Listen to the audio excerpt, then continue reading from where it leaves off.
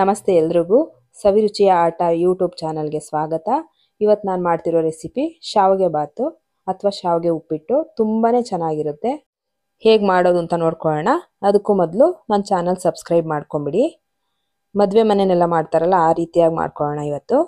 ಮೊದಲಿಗೆ ನಾನಿಲ್ಲಿ ಇವಾಗ ಏನೇನು ಬೇಕು ಅಂತ ನೋಡ್ಕೊಂಬಿಡೋಣ. ಮೊದಲಿಗೆ ನಾನಿಲ್ಲಿ 150 ಗ್ರಾಮ್ ಅಷ್ಟು ಶಾವಿಗೆ ತೊಗೊಂಡಿದ್ದೀನಿ. MTR ಶಾವಿಗೆ ಇದು. 3 ಟೇಬಲ್ ಸ್ಪೂನು ಎಣ್ಣೆ ತೊಗೊಂಡಿದ್ದೀನಿ. ಒಂದು ಚಿಕ್ಕ ಬಟ್ಲಲ್ಲಿ ಕ್ಯಾರೆಟು ಮತ್ತು ಗೆಡ್ಡೆಕೋಸು ಮತ್ತು ಹುಳ್ಳಿಕಾಯಿ ಮೂರನ್ನು ಸಣ್ಣದಾಗಿ ಕಟ್ ಮಾಡಿ ಇಟ್ಕೊಂಡಿದ್ದೀನಿ. ಒಂದು ಇಡಿ ಹಸಿ ಬಟಾಣಿ ತೊಗೊಂಡಿದ್ದೀನಿ. ಒಂದು ಇಡಿಯಷ್ಟು ತೆಂಗಿನಕಾಯಿ ತುರಿ ತೊಗೊಂಡಿದ್ದೀನಿ. 3 ರಿಂದ 4 ಹಸಿಮೆಣಸಿನ್ಕಾಯಿ ಕಟ್ ಮಾಡಿ ಇಟ್ಕೊಂಡಿದ್ದೀನಿ ಉದ್ದಕ್ಕೆ. ಅರ್ಧ ಈರುಳ್ಳಿ ಸಣ್ಣದಾಗಿ ಕಟ್ ಮಾಡಿ ಇಟ್ಕೊಂಡಿದ್ದೀನಿ. 2 ಒಣಮೆಣಸಿನ್ಕಾಯಿ ಪೀಸ್ ಮಾಡಿ ಇಟ್ಕೊಂಡಿದ್ದೀನಿ. ಒಂದು ಸ್ವಲ್ಪ ಕರಿಬೇವಿನ ಸೊಪ್ಪು ಇಟ್ಕೊಂಡಿದ್ದೀನಿ. ಅರ್ಧ ಟೇಬಲ್ ಸ್ಪೂನು ಶುಂಠಿ ಬೆಳ್ಳುಳ್ಳಿ ಪೇಸ್ಟ್ ತೊಗೊಂಡಿದ್ದೀನಿ. 1/4 ಟೇಬಲ್ ಸ್ಪೂನು ಜೀರಿಗೆ ತೊಗೊಂಡಿದ್ದೀನಿ. 1/4 ಟೀ ಸ್ಪೂನ್ ಅಷ್ಟು ಸಾಸಿವೆ ತೊಗೊಂಡಿದ್ದೀನಿ. ಇವಾಗ ನಾನು ಸ್ಟವ್ ಹಚ್ಕೊಂಡು ಒಂದು ಪಾತ್ರೆ ಇಟ್ಕೊಂಡ್ಬಿಡ್ತೀನಿ. ಪಾತ್ರೆ ಬಿಸಿ ಆಗ್ತಿದ್ದಂಗೆ 2 ಟೇಬಲ್ ಸ್ಪೂನು ಎಣ್ಣೆ ಸೇರಿಸ್ಕೊಂಡ್ಬಿಡೋಣ. ಎಣ್ಣೆ ಸೇರಿಸ್ಕೊಂಡಾಯಿತು. ಇವಾಗ ಎಣ್ಣೆ ಬಿಸಿ ಆಗ್ತಿದ್ದಂಗೆ ನಾನು ಸಾಸಿವೆ ಸೇರಿಸ್ಕೊಂಡಿದ್ದೀನಿ. ಸಾಸಿವೆ ಸಿಡಿತಾ ಇದೆ. ಇವಾಗ ನಾನು ಇದಕ್ಕೆ ಒಣಮೆಣಸಿನ್ಕಾಯಿ ಸೇರಿಸ್ಕೊತೀನಿ. ಒಣಮೆಣಸಿನ್ಕಾಯಿ ಸ್ವಲ್ಪ ಫ್ರೈ ಆಗ್ತಿದ್ದಂಗೆ ಕರಿಬೇವಿನ ಸೊಪ್ಪು ಸೇರಿಸ್ಕೊಂಡಿದ್ದೀನಿ. ಕರಿಬೇವಿನ ಸೊಪ್ಪು ಫ್ರೈ ಆಗ್ತಿದ್ದಂಗೆ ಹಸಿಮೆಣಸಿನ್ಕಾಯಿ ಸೇರಿಸ್ಕೊಂಡಿದ್ದೀನಿ. ಇದು ಸ್ವಲ್ಪ ಫ್ರೈ ಆಗ್ತಾ ಇದೆ ನೋಡಿ. ಇವಾಗ ಈರುಳ್ಳಿ ಸೇರಿಸ್ಕೊಂಡ್ಬಿಡ್ತೀನಿ. ಈರುಳ್ಳಿ ಸೇರಿಸ್ಕೊಂಡಾಯಿತು. ಇವಾಗ ನಾನು ಚೆನ್ನಾಗಿ ಮಿಕ್ಸ್ ಮಾಡ್ಕೊತೀನಿ. ಒಗ್ಗರಣೆನಲ್ಲೇ ಚೆನ್ನಾಗಿ ಈರುಳ್ಳಿ ಮತ್ತು ಹಸಿಮೆಣಸಿನ್ಕಾಯಿ ಇದೆಲ್ಲ ಬೆಂದರೆ ಒಳ್ಳೆ ಟೇಸ್ಟ್ ಬರುತ್ತೆ.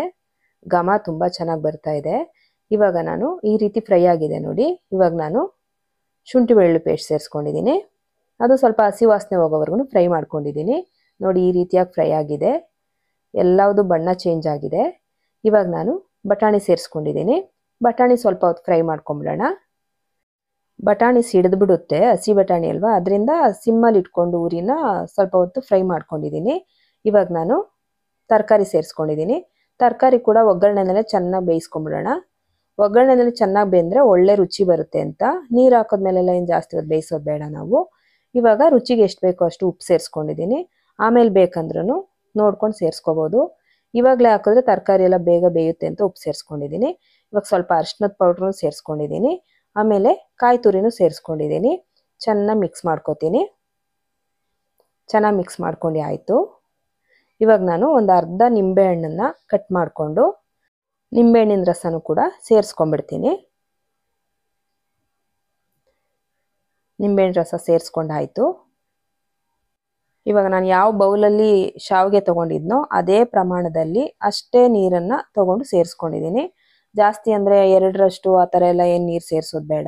ನಿಮಗೆ ಬೇಕಂದರೆ ಒಂದು 10% ಜಾಸ್ತಿ ಸೇರಿಸ್ಕೊಳ್ಳಿ. ಇಲ್ಲಾಂದರೆ ಬೇಡ, ಒಂದು ಲೆವೆಲ್ಲಾಗೇ ಇರಲಿ. ನಾವು ಶಾವಿಗೆ ಎಷ್ಟು ತೊಗೊಂಡಿರ್ತೀವೋ ಅಷ್ಟೇ ನೀರನ್ನು ಸೇರಿಸ್ಕೊಂಡ್ರೆ ಸಾಕು ನೋಡಿ. ನೀರು ಸೇರಿಸ್ಕೊಂಡಾದ್ಮೇಲೆ ಚೆನ್ನಾಗಿ ಕುದೀತಾ ಇದೆ. ಇವಾಗ ಶಾವಿಗೆ ಸೇರಿಸ್ಕೊಂಡ್ಬಿಟ್ಟಿದ್ದೀನಿ.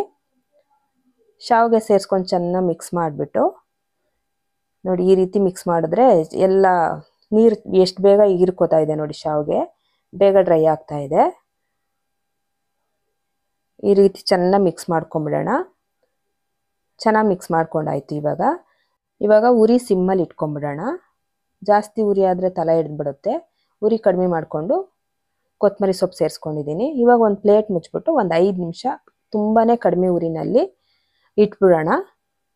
ತುಂಬ ಕಡಿಮೆ ಉರಿನಲ್ಲಿ ಇದ್ದಾಗ ಅದೇನಾಗುತ್ತೆ, ಚೆನ್ನಾಗಿ ಅಳ್ಕೊಳ್ಳುತ್ತೆ. ಮತ್ತೆ ಏನು ಸೇರಿಸೋದೇ ಬೇಡ ನಾವು ನೋಡಿ. ಈ ರೀತಿಯಾಗಿ ಯಾವಾಗಾದ್ರೂ ನಿಮ್ಗೆ ಒಂದ್ಸಲಿ ಸೆಂಟ್ರಲ್ ತೆಗೆದು ನೋಡಂಗಿದ್ರೆ ನೋಡಿ.